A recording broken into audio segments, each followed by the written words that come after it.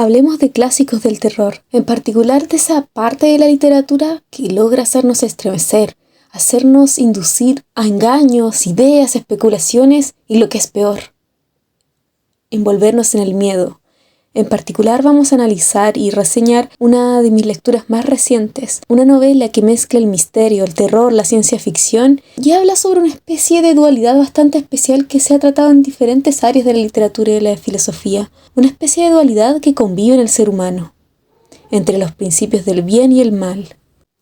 Una dualidad que es representada de forma magnífica con la novela El extraño caso del Dr. Jekyll y Mr. Hyde, escrita por Robert Louis Stevenson. Primero hablemos de su autor. Stevenson fue un novelista, poeta y ensayista escocés. Su legado es una vasta obra que incluye crónicas de viajes, novelas, de aventuras e historias, así como lírica y ensayos. Como se observa, tiene una literatura y una trayectoria muy nutrida.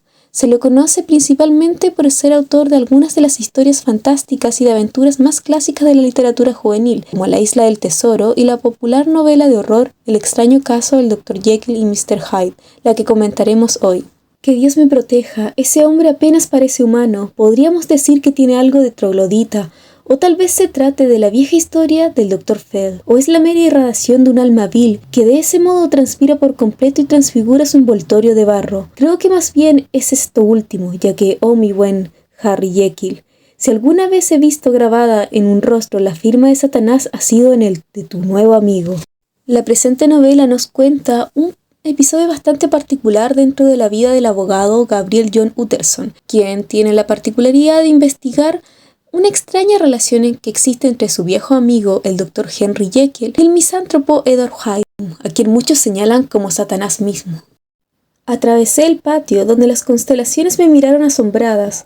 Podía haber pensado, ya que era el primer ser de esa especie que su insomne vigilancia les había revelado, forastero en mi propia casa, llegué a mi habitación y vi por primera vez el aspecto de Edward Hyde.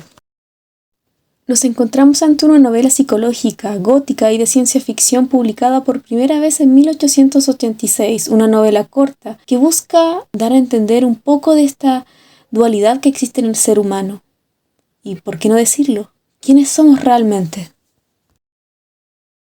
Antes de escribir esta novela, Stevenson, su autor, llevaba este pensamiento, este debate interno sobre la dualidad que implica el ser humano, donde se incorpora el bien y el mal dentro de una historia, dentro de una vida. Él constantemente se cuestionaba el cómo podía en esta dualidad convivir y coexistir de cierta forma sin que una supere otra. La antesala de esta novela, de este clásico, este long seller, es el sueño, o más bien la pesadilla, que lo hace despertar una noche. En base a esta pesadilla logra crear 2 o 3 escenas que aparecerían en el extraño caso del Dr. Jekyll y Mr. Hyde. Gracias a esta pesadilla se crearía este gran clásico que ha llegado a nuestros días mostrándose como una obra atemporal.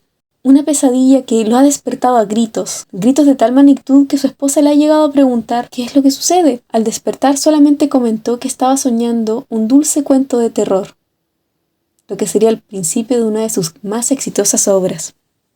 La simbología que se encuentra dentro de esta novela destacan especialmente con 3 puntos al menos: la impureza de la sal, o la sal en sí misma, la puerta y la propia fisonomía de Hyde. Cuando hablamos de la puerta estamos hablando de un símbolo súper importante porque es por donde entra Hyde y puede salir libremente. Es por donde la personalidad del Dr. Jekyll toma la máxima libertad para abrazar toda su identidad, incluido esa parte que revelan como esa parte malévola, como Satanás.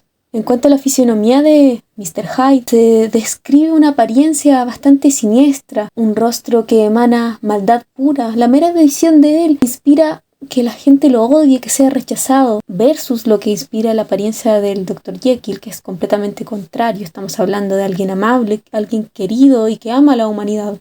Por otra parte, cuando el Dr. Jekyll está haciendo sus experimentos, es precisamente la impureza de la sal que encuentra lo que genera que este experimento funcione, y de cierta forma, esa impureza de la sal resulta mostrarle la impureza de su propio ser.